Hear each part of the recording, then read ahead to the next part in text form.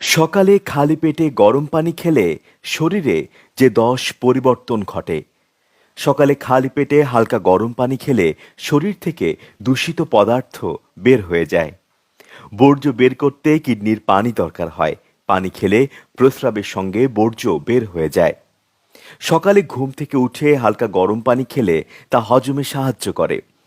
গরম পানি খাদ্য উপাদানকে ভাঙতে সাহায্য করে। এভাবে হজম প্রক্রিয়ার উন্নতি হয়।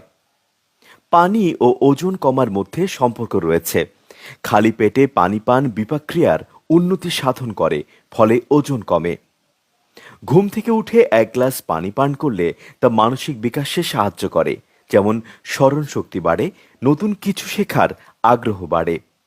খালি পেটে পানি খেলে শরীরের সংক্রমণের বিরুদ্ধে লড়াই করে রোগ প্রতিরোধ ক্ষমতা বাড়ায়।